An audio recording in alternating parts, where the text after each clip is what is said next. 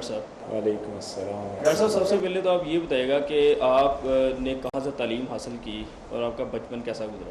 میں جی میرے والد صاحب اللہ انہیں غریق رحمت کرے پاکستانی فوج میں کرنیل کے عہدے سے ریٹائر ہوئے تھے، اور میری سکولنگ پنڈی میں سر سید سکول اور پھر کیڈٹ کالج حسن عبدال میں میٹرک اور انٹرمیڈیٹ وہاں سے کیا، اور پھر کنگ ایڈورڈ میڈیکل کالج سے میں نے میڈیسن کی 1980 میں، اور پھر میں برطانیہ چلا گیا اور 6 سال وہاں سے ٹریننگ لے کے 1987 میں پھر پاکستان واپس آیا۔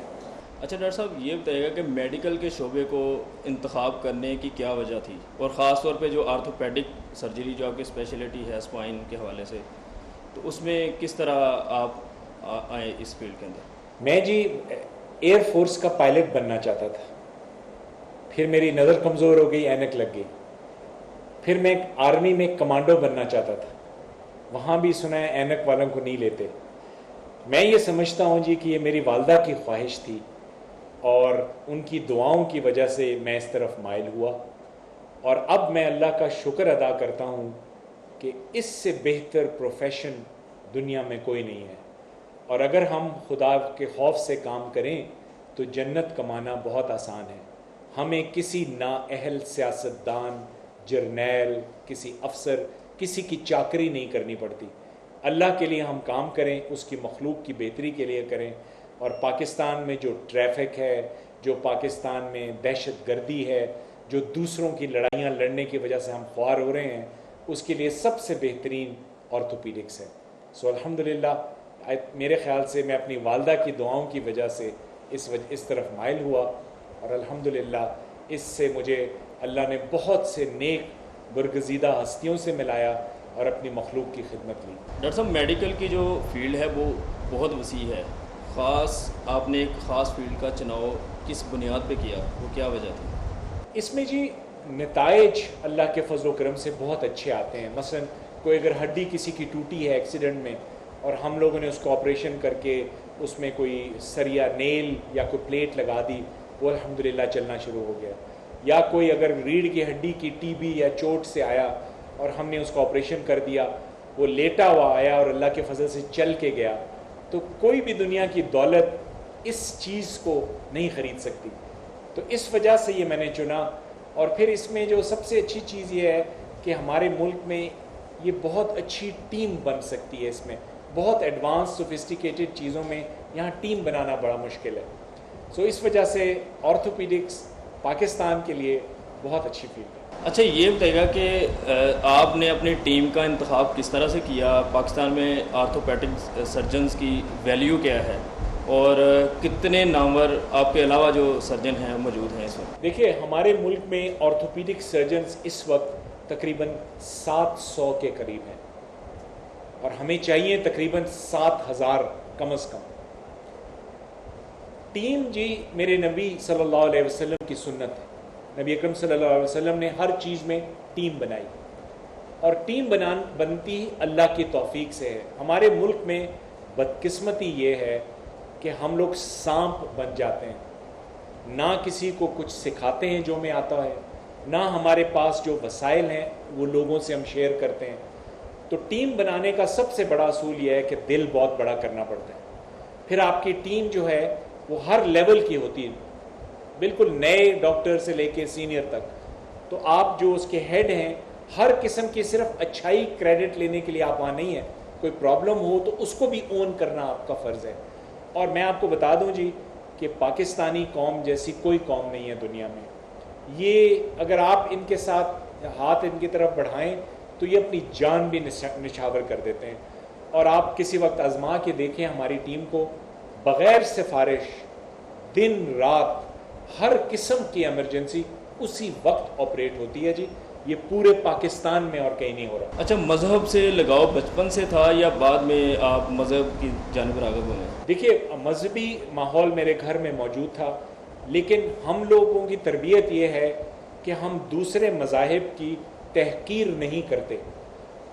ہمارا یہ ایمان ہے کہ یہ آخری نبی صلی اللہ علیہ وسلم کا مشن تھا، یہ اللہ کا آخری دین ہے، اور اس سے علاوہ کوئی سیدھا رستہ نہیں ہے۔ لیکن اس کے ساتھ ساتھ ہم کوشش یہ کرتے ہیں کہ دوسرے لوگوں کی بھی دلجوئی ہو، اور وہ ہمارے عمل سے ہمارے دین میں حاضر ہوں. اب ہمارے وارڈ میں ہر قسم کے لوگ آتے ہیں تربیت لینے, عیسائی بھی آتے ہیں, مرزئی بھی آتے ہیں, شیعہ بھی آتے ہیں, سنی بھی آتے ہیں. ہم اس سے بالکل بالا ہیں. ہم انسانیت کی خدمت کے لیے کوشاں ہیں, اور جو بھی کوئی نیک نیتی سے آئے ہم اس کی تربیت کرتے ہیں. میں نے سارا کچھ عیسائیوں سے سیکھا, اور ان میں میں نے یہ جذبہ دیکھا کہ بہت شوق سے وہ اپنا جو علم ہے وہ آگے لوگوں میں ٹرانسفر کرتے ہیں. یہاں اگر آج ایک پروفیسر صاحب ریٹائر ہوں یا فوت ہو جائیں تو وہ کام رک جاتا ہے, اور یہی بدقسمتی ہے ہمارے ملک کے کہ ہم نے سسٹمز ڈیولپ نہیں کیے. اب آپ دیکھیے نیلسن منڈیلا سے بڑا تو کوئی لیڈر نہیں ہے. ایک ٹرم کے بعد وہ ریٹائر ہو گیا. اس نے کوششیں کر کر کے ایکسٹینشنیں نہیں لی, اور اب دیکھیں اس کا جو قد ہے وہ پہلے سے بھی کہیں بڑا ہو گیا. ہمارا دین بھی یہی سکھاتا ہے. آپ مذہبی انتہا پسند ہیں؟ ہر مسلمان انتہا پسند ہے جی, کہ وہ اپنے دین کے لیے اپنی جان نچھاور کر سکتا ہے, اس میں غیرت ہے. اب دیکھیے میں آپ کو مثال دیتا ہوں, برما میں مسلمان بری طرح سے مارے گئے, ہم نے چوں تک نہیں کی. میں بولوں گا تو میں انتہا پسند کہلاؤں گا, اور میں اللہ کے فضل سے ضرور بولوں گا. ہم نے نیٹو کی سپلائی کھول دی, یہ بے غیرتی کی انتہا ہے. اور اب ہم ایک دشمن کو, سانپ کو دودھ پلا رہے ہیں. 100 ہم اس کی تعویلات دے دیں, لیکن اگر میرے دین کا مسئلہ ہے میں کہتا ہوں یہ غلط ہے, ان کو ہمیں سپورٹ نہیں کرنی چاہیے. اور اس بات پہ اگر آپ مجھے کہیں کہ میں انتہا پسند ہوں, بسم اللہ میں ہوں. امریکی ایمبیسی 50 ایکڑ میں ایک بیس بنا رہی ہے اسلام آباد میں. بیرسٹر ظفر اللہ نے رٹ کی ہے, باقی ساری قوم بے غیرت بنی ہوئی ہے. وہاں 5000 مرینز آئیں گے. کیوں آئیں گے؟ کہوٹا وہاں قریب ہے. ہم لوگ چپ کر کے پڑیں گے. ہماری اتنی بڑی فوج ان کے سامنے بولتی نہیں, کیوں؟ اچھا یہ بتائیے گا کہ اگر کوئی امریکن آپ کے زیر علاج آ جائے تو کیا رویہ آپ کا ہو؟ دیکھیے میرا دین, میرا پیشہ, انسانیت یہ سمجھاتی ہے جو بھی آئے گا میں اس کا علاج صحیح کروں. میرا دل تو چاہتا ہے کہ یہ جو ہمارے مسلمان مار رہے ہیں ان کی ٹانگ ٹیڑھی جوڑ دیں یا اس قسم کی, لیکن نہیں, ان کے ساتھ بھی ہم وہی کریں گے جو ہمارا دین سکھاتا ہے, جو ڈاکٹری سکھاتی ہے. ان کے لیے بیسٹ پاسبل علاج مہیا کریں گے. یہ بتائیے گا کہ آج تک آپ نے کتنے لوگوں کا علاج کیا, ان میں سے کتنے ریکور ہوئے؟ دیکھیے بھائی اندازہ ہے, اور یہ گپ مارنے کے میں حق میں نہیں ہوں, میں آپ کو کوئی فگر نہیں دے سکتا, لیکن اللہ کے فضل و کرم سے ہمارے ڈپارٹمنٹ سے لاکھوں لوگ اللہ کے فضل سے علاج ان کے ہوئے ہیں. اور اکثریت اس کی کوئی ریشو کوئی آپ نے کوئی دیکھیے ہم لوگ آپریٹ جب کرتے ہیں ہمارے یہاں پہ 2 سے 3%, کئی دفعہ 5% تک کمپلیکیشنز ہو جاتی ہیں. تو اس حساب سے 90-95% لوگ صرف میرے سے نہیں, میری اور میری ٹیم سے علاج کروا کے شفا یاب ہو رہے ہیں اللہ کے فضل و کرم سے. اور اس کا جیتا جاتا ثبوت یہ ہے کہ اب ہم میو ہسپتال جو سب سے مصروف ترین ہسپتال ہے پنجاب کا, اس کے دونوں آرتھوپیڈک ڈپارٹمنٹ ایک سال میں جتنے آپریشن کرتے ہیں ہمارا ڈپارٹمنٹ اکیلا اس سے اللہ کے فضل سے زیادہ کر رہا ہے. اس کی یہی وجہ ہے کہ یہاں سے اللہ شفا دے رہا ہے لوگوں کو, اور ہم بغیر سفارش کے ہر ایک کا علاج کر رہے ہیں. ڈاکٹر صاحب اس میں یہ بتائیے گا کوئی ایسے اعداد و شمار آپ نے رکھے ہیں کتنے پیشنٹ آج تک آپ کے پاس آئے ہیں, اور ان میں جو ریشو ہے؟ دیکھیے یہ آپ کا بہت اچھا سوال ہے, اور ہمارا وہ واحد ڈپارٹمنٹ ہے پورے پاکستان میں جو ہر سال اپنی ایک رپورٹ شائع کرتا ہے. اس کی میں کاپی آپ کو دے دوں گا. اس میں لکھا ہوتا ہے کہ کتنے مریض آتے ہیں, کتنے آپریشن ہوتے ہیں. مثلا ہم نے جب یہ ڈپارٹمنٹ شروع کیا تو 2 سال میں یہاں 34 آپریشن ہوئے تھے. اب اللہ کے فضل و کرم سے 1 سال میں 4000 سے زیادہ آپریشن ہوتے ہیں. سو یہ ہر سال ہم رپورٹ چھاپتے ہیں, اس میں اپنی کمپلیکیشنز بھی لکھتے ہیں, کامیابی بھی لکھتے ہیں, وہ آپ کو ہم پیش کر دیں گے. اور کتنے سال کا ڈیٹا آپ کے پاس موجود ہے؟ ہم 2002 سے جب سے ہمارا یہ ڈپارٹمنٹ بنا ہے تب سے اب تک الحمدللہ پورا ڈیٹا ہمارے پاس موجود. ڈاکٹر صاحب یہ بتائیے گا کہ کوئی نامور شخصیت جو آپ کے زیر علاج رہی ہو؟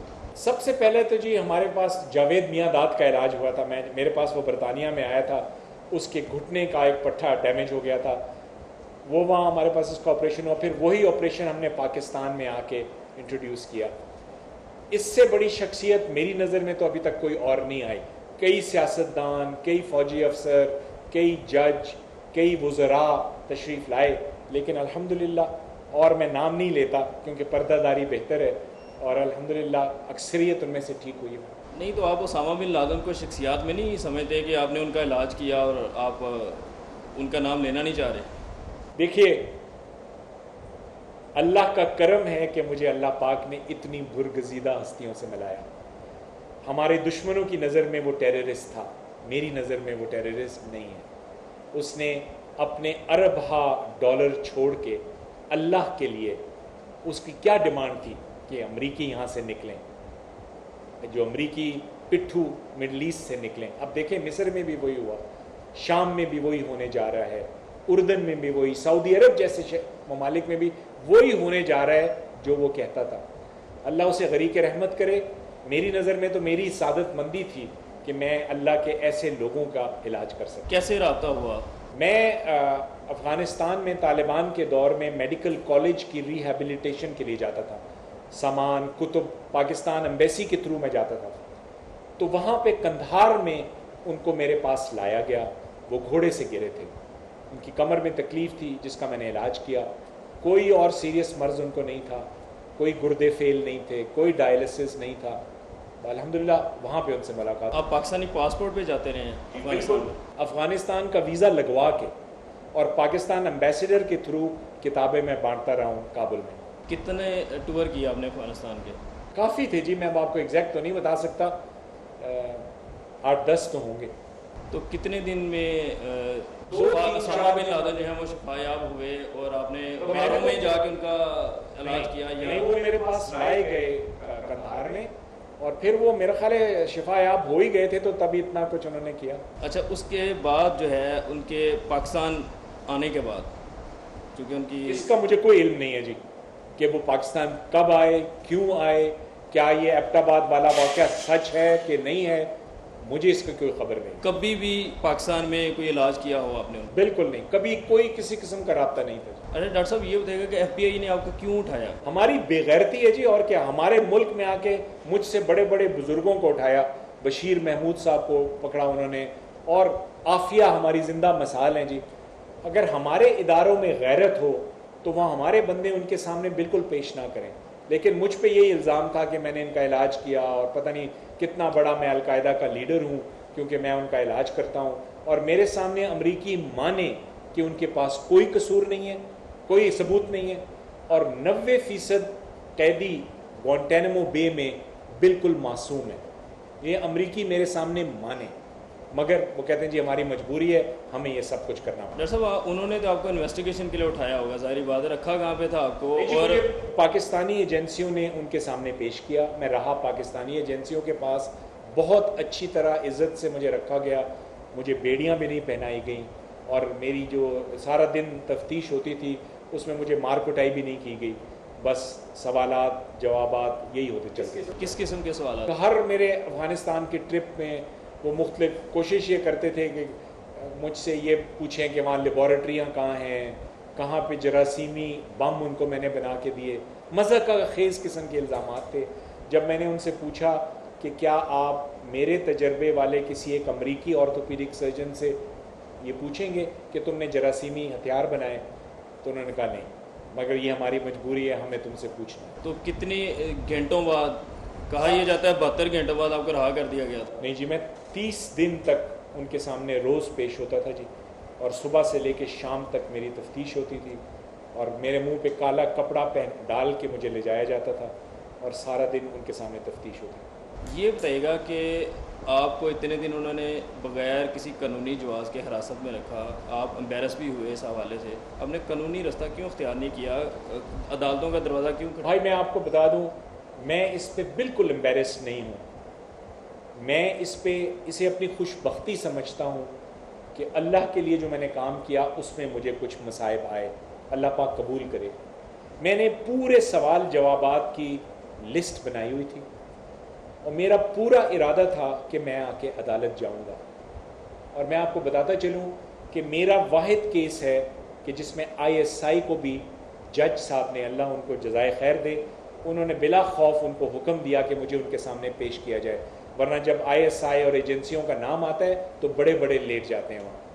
میں پورا تیار تھا ایک مقدمہ کرنے پہ جی، اور ان کو ہر جانے کا نوٹس دینے پہ، لیکن میری والدہ نے سختی سے مجھے روک دیا اور انہوں نے یہ فرمایا کہ تمہارا خیال ہے کہ امریکہ کے خلاف کوئی فیصلہ دے گا، اس لیے یہ فضولیات مت کرو، بہت ہو چکی ہمارے ساتھ، اب اور ہم نے نہیں کرنا. اس وجہ سے اسامہ بن لادن کا علاج کرنا اتنا بڑا گناہ تھا کہ آپ کو اٹھا لیا گیا؟ دیکھیے، ہے جرم ضعیفی کی سزا مرگ مفاجات.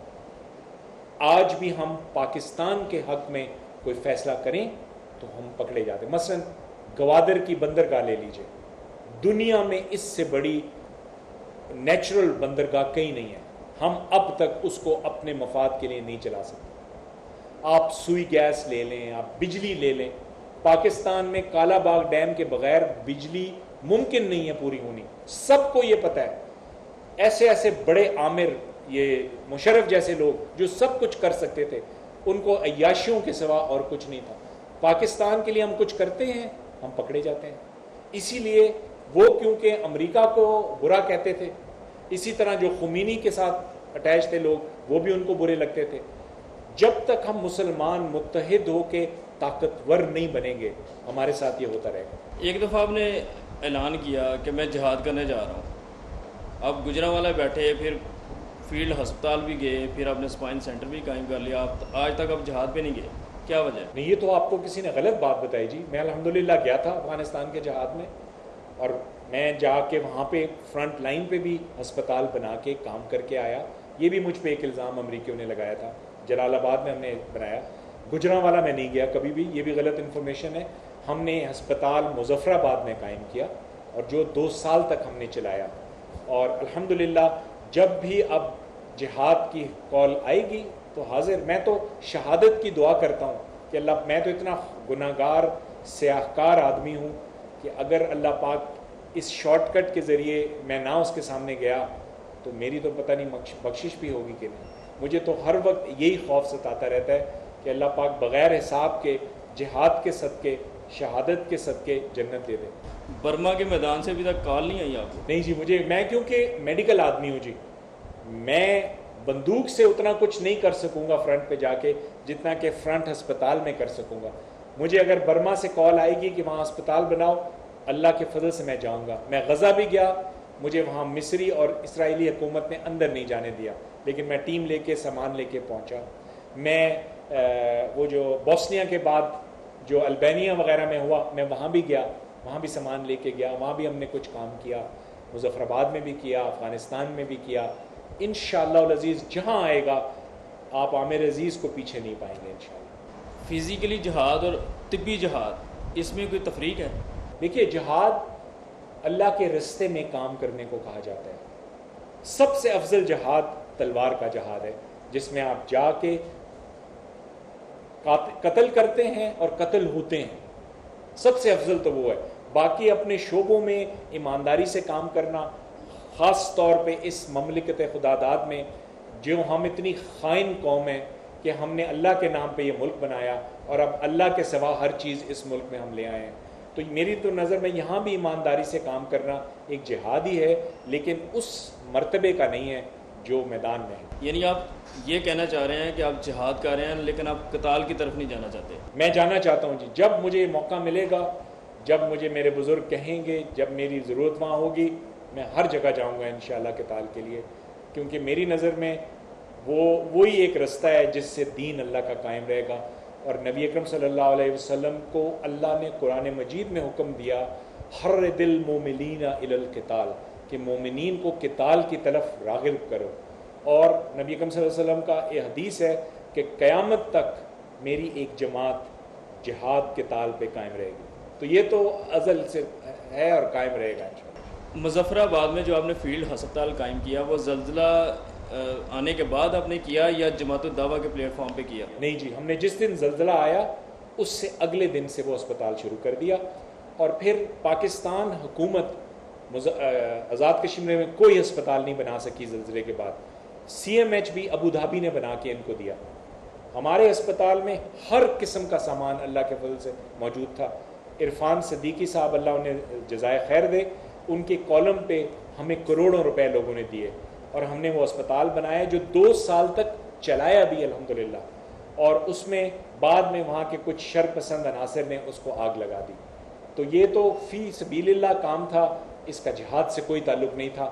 ہاں طبی جہاد آپ اس کو ضرور کہہ سکتے ہیں کہ ہمارے بہن بھائی جو اس مصیبت میں تھے اس کے لیے ہم مدد کو پہنچے. 2011 کے بعد یا 9/11 کے بعد آپ کو افغانستان جانے کا دوبارہ موقع ملا؟ نہیں جی، میں آخری آدمی تھا جو 9/11 کے بعد جلال آباد جا کے جس نے ایک اسپتال قائم کیا تھا. اس کے بعد امریکی بمباری شروع ہو گئی تو پھر ہم پاکستان واپس بھاگ آئے. 9/11 کو کس تناظر میں دیکھتے ہیں آپ؟ دیکھیے جی، جس نے بھی کیا میری نظر میں تو یہ ایک امپاسبل قسم کا کام تھا جو ہوا. اور میری نظر میں تو یہ ہے کہ اللہ نے یہ ہمیں دکھایا ہے کہ ہر قسم کا کام ہر ایک کی جگہ خلاف ہو سکتا ہے. اس لیے اللہ سے ڈرو، کسی سپر طاقت سے مت ڈرو، کوئی بھی انونسبل نہیں ہے. تو میری نظر میں تو ہمیں جھنجھوڑنے کے لیے واقعہ کافی جس نے بھی کیا، لیکن ایک بڑے پیمانے پہ نقصان تو ہوا. جماعت الدعوہ کے ساتھ آپ کا کس طرح کا تعلق ہے؟ میں جماعت الدعوہ کا رکن نہیں ہوں. میں مسلکن بالکل کسی مسلک کا مسلمان نہیں ہوں. میں بالکل فری ہوں. اس کو کیا کہتے ہیں، جو کسی ایک مسلک سے نہیں ہوتا، ہر ایک کی باتیں جو صحیح ہوں اس کو اپناتا ہے. جماعت الدعوہ نے ہماری بہت مدد کی وہاں پہ مظفر آباد میں. جماعت الدعوہ بہت اچھا کام کرتی ہے جہاں بھی آفات آتی ہیں، تو جہاں بھی تعاون کی ضرورت ہوتی ہے ہم کرتے ہیں، کسی بھی جماعت سے ہم کرتے ہیں. ممبئی حملوں کے حوالے سے جو حافظ سعید کا یہ موقف ہے کہ مجھے امریکن عدالتوں میں دفاع کا موقع دیا جائے اور گورنمنٹ آف پاکستان اپنے وکیل دے ان کو، اس حوالے سے کیا کہیں گے؟ دیکھیے بھائی، میں اس پہ کوئی آپ کو نہیں دے سکتا، میں اس پہ بالکل ایکسپرٹ نہیں ہوں. حافظ صاحب کی ماشاءاللہ اس پہ زندگی گزری، بڑے مدبر آدمی ہیں، حافظ قرآن ہیں، باعمل ہیں. تو انہوں نے یہ سب باتیں ہر چیز جانچ تول کے کی ہوں گی، اور ظاہر ہے اتنا بڑا بیان دینے کا یہی مقصد ہے کہ ان کا اس سے کوئی تعلق نہیں ہوگا اور اپنی وہ بے گناہی ثابت کر دیں گے. آپ سمجھتے نہیں کہ آپ کی روٹس جو ہیں وہ جماعت الدعوہ میں جا کے کہیں نہ کہیں ملتی ہیں؟ نہیں جی، میری روٹس اسلام میں ملتی ہیں جی. اور اگر اللہ پاک مجھے اسلام کے لیے کام لے لے مجھ سے اور میں اللہ کے رستے میں اسلام کے کام آ جاؤں تو میری سرخ روئی اسی میں ہے. کسی ایک جماعت کے لیے میں نہیں ہوں، اور ہر جماعت کے لیے ہمارے دروازے کھلے ہیں. اسپائن سینٹر بنانے کا خیال کیسے آیا؟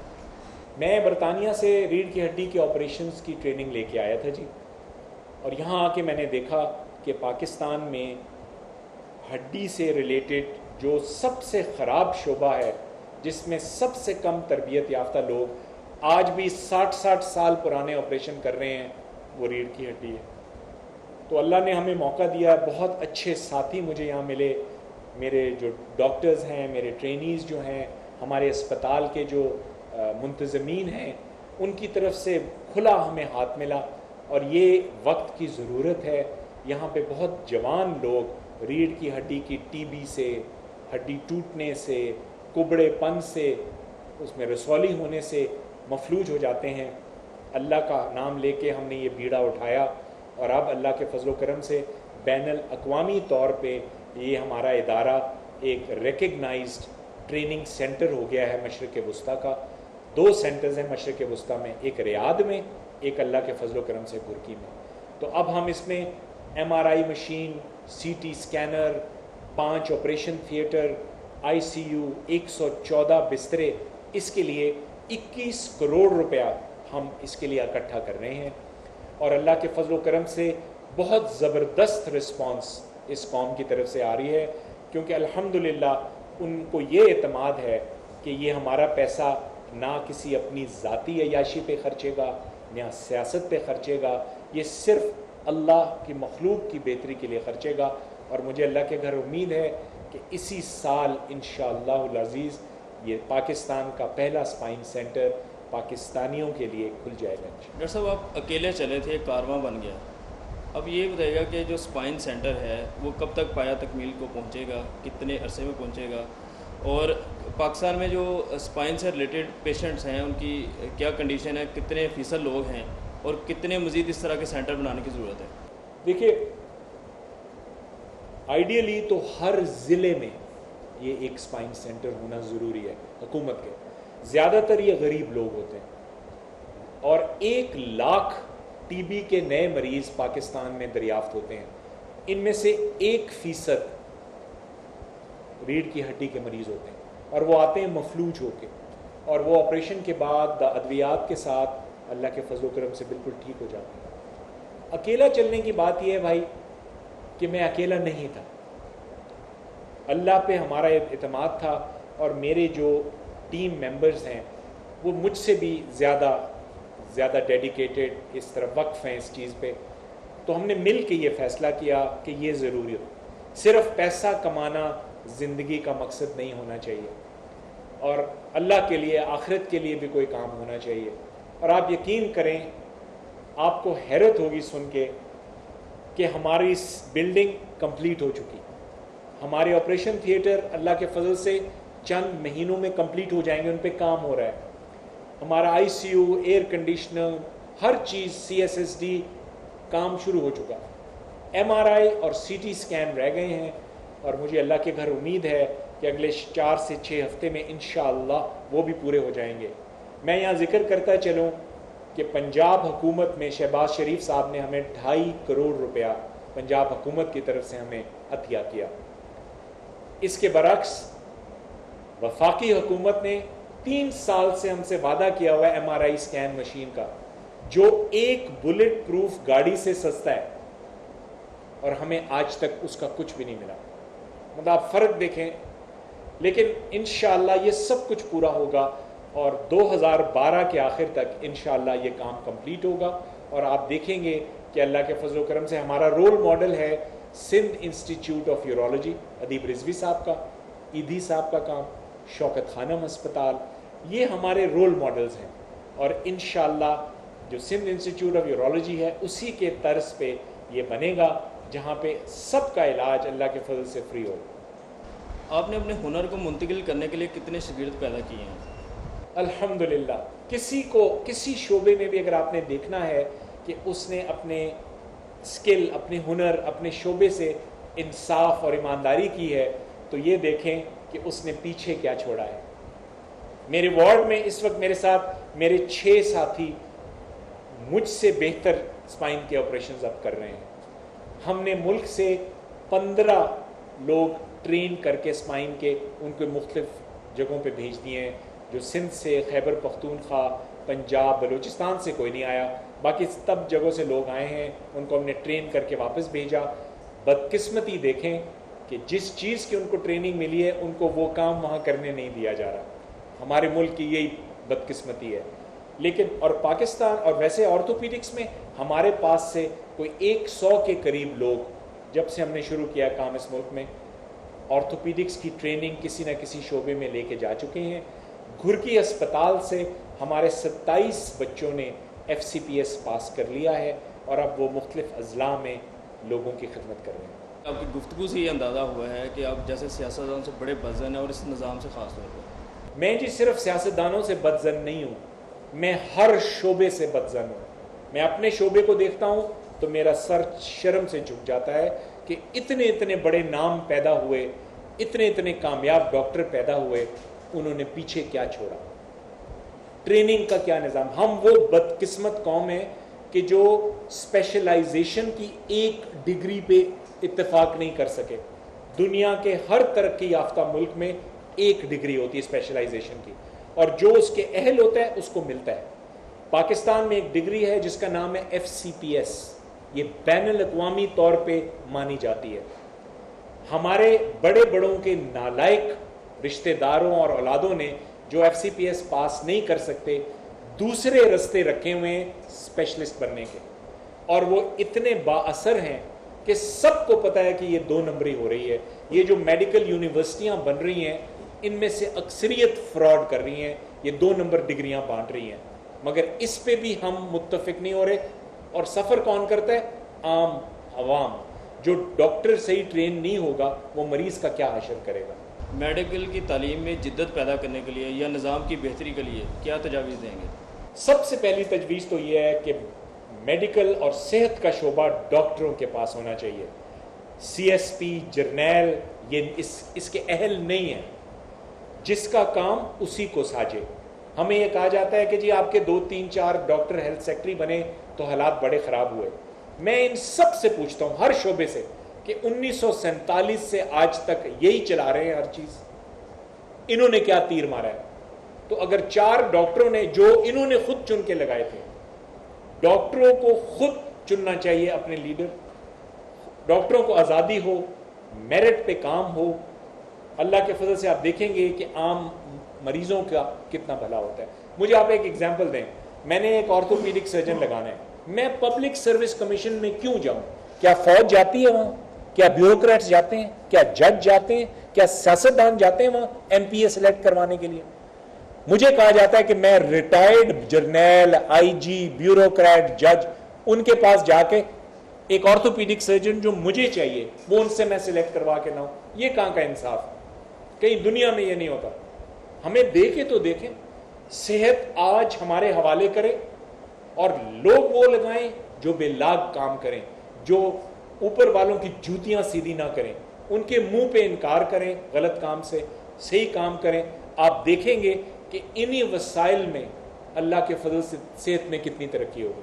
جو گھٹنوں کے درد یا ریڑھ کی ہڈی کے حوالے سے جو پیشنٹس ہیں, ان کو کیا تجویز کریں گے کہ وہ اپنے علاج میں کس طرح سے توجہ دیں اور اپنے درد کو کس طرح سے کم کر سکتے ہیں؟ دیکھیے, سب سے پہلی بات تو یہ ہے کہ صحت اور تعلیم ہر شہری کا بنیادی حق ہے. میں تو کانپ جانتا ہوں جب میں اسلام کی تاریخ پڑھتا ہوں کہ حضرت عمر رضی اللہ تعالیٰ عنہ مٹی میں سوتے تھے کہ اگر میری سلطنت میں ایک کتا بھوکا رہ گیا تو میں اللہ کو کیا جواب دوں گا. یہاں ڈکارتے بھی نہیں ہیں. باہر 50 ڈگری سینٹی گریڈ ہوتا ہے, اندر کمبخت 3 پیس سوٹ میں بیٹھ کے کانفرنسیں کر رہے ہوتے ہیں, میٹنگیں کر رہے ہوتے ہیں. یہ لوگوں کا دل نہیں چلتا. کبھی ان کے گھر لوڈ شیڈنگ ہوئی ہے؟ ہمارا حشر ہو گیا لوڈ شیڈنگ سے. آپریشن کر رہے ہوتے ہیں, بیچ میں بجلی چلی جاتی ہے. میں یہ کہنا چاہوں گا کہ ہمارے وسائل اور تعلیم اور آگہی دی جائے لوگوں کو. ان کو پتہ ہو کہ جب علامتیں شروع ہوں ان کے پاس جگہ ہو جہاں جائیں اور وہاں جا کے وہ صحیح مشورہ لے, اپنے وزن کا خیال رکھیں, ورزشیں کریں, صحیح خوراک ملے. پاکستان دنیا کا 5واں سب سے بڑا ملک ہے جو دودھ پیدا کرتا ہے. میرے ایک عام پاکستانی کو 1 گلاس دودھ نہیں ملتا روز. یہ سب بڑے بڑوں نے ملٹی نیشنلز آسٹریلیا سے گائے کئی ہزار ڈالروں کی منگوا کے 80 روپے کلو تک دودھ کر دیا ہے. جو بیچارہ غریب کسان پیدا کرتا ہے وہ بیچتا ہے. یہ انتہائی ناقص پالیسیاں ہیں. ہمیں اپنے لحاظ سے پالیسیاں کریں تاکہ جہاں میرا ایک ایوریج پاکستانی دودھ بھی لے سکے, پھل بھی کھا سکے, پاکستانی آم پاکستانی نہیں کھا سکتا. یہ کہاں کا انصاف ہے؟ میرا آخری سوال یہ ہے کہ کس طرح سے اسپائن سینٹر رجوع کیا جا سکتا ہے؟ جو پیشنٹس ہیں وہ کس طرح سے آتے ہیں, یا پھر کس سطح کی سفارش چلتی ہے, کتنا خرچہ آتا ہے؟ میں آپ کو یہ بتا دوں, میں جتنے بلند و بام دعوے کروں وہ غلط بھی ہو سکتے ہیں. آپ آزما کے دیکھیں. اور یہ اوپن سب کو دعوت ہے کہ جس وقت جو ایمرجنسی ہو, کسی کی کمر کہیں سے ٹوٹے, ہمارے پاس الحمدللہ سارے پاکستان سے لوگ آتے ہیں. اور جن سواریوں پہ آتے ہیں, اب کبھی آپ ان کی تصویریں دیکھ لیں تو آپ کے رونگٹے کھڑے ہو جائیں. جب بھی کوئی آئے آپ دیکھیے کہ کس سفارش سے کیا ہوتا ہے. یہاں صرف اللہ کی سفارش چلتی ہے. بڑے بڑے لوگ سفارشیں کر کے نا امید ہو چکے ہیں کہ یہاں اللہ کے فضل سے میرٹ پہ کام ہوتا ہے. بہت شکریہ ڈاکٹر صاحب, تھینک یو.